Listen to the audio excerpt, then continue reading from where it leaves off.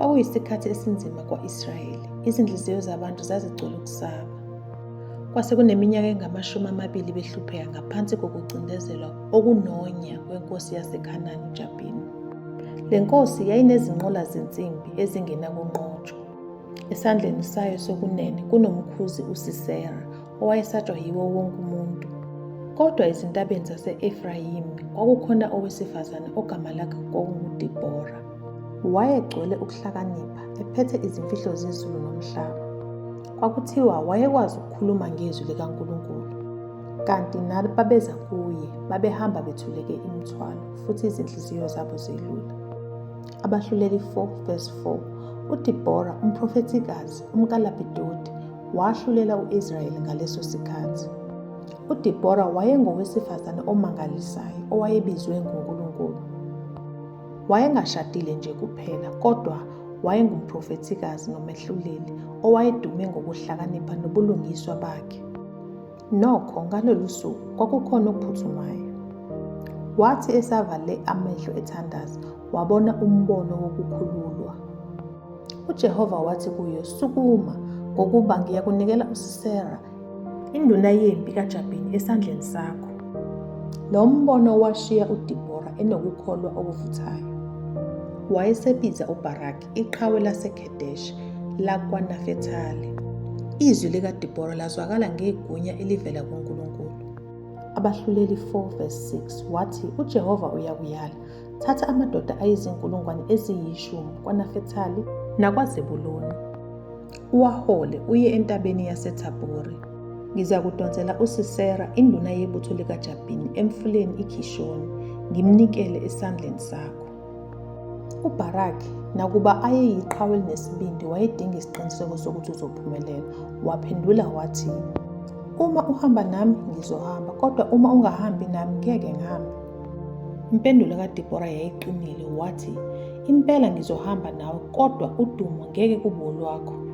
uJehova uzonikela uSisera esandleni sowesifazane, bonke abantu bazokwazi ngalokho." Wafika usuku lwempi. Kwathi kufika amabutho kaSisera nezinqola zensimbi ezingama900 emathafeni aseKhishoni. Isibhakabhaka sabamnyama, kwaqubuka isiphepho kungazelelwe.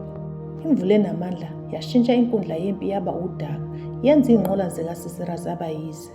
UBaraki namabutho akhe behla entabeni iThabhori, behlela phezu kwebutho likaSisera. Izwi laDebora lamemeza phezu kwesiphithiphithi, "Hamba, lolu yilo usuku uJehova anikela ngalo uSisera esandleni sakho. Akahambanga yini uJehova phambi kwakho na?" Amazwi akhe afaka isibindi ey'nhliziyweni zamaqhawe, alwa ngamandla amabhubesi.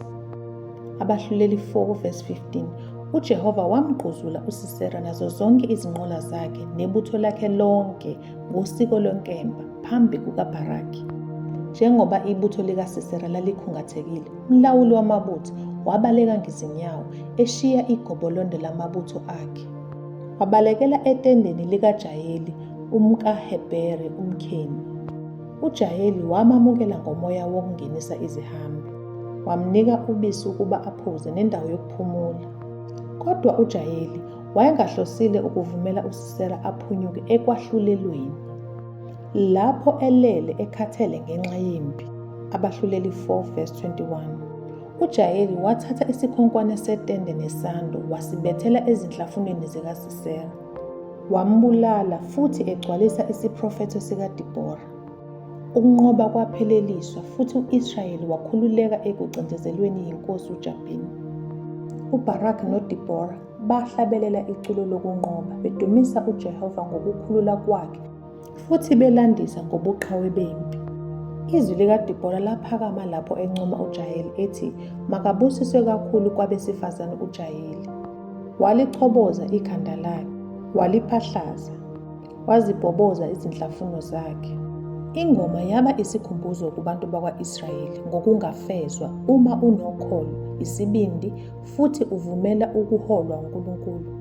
Bahlala iminyaka engama-40 izwe linokuthula, nefa likaDeborah njengomahluleli owayehola ngokuhlakanipha nangamandla lamanjalo.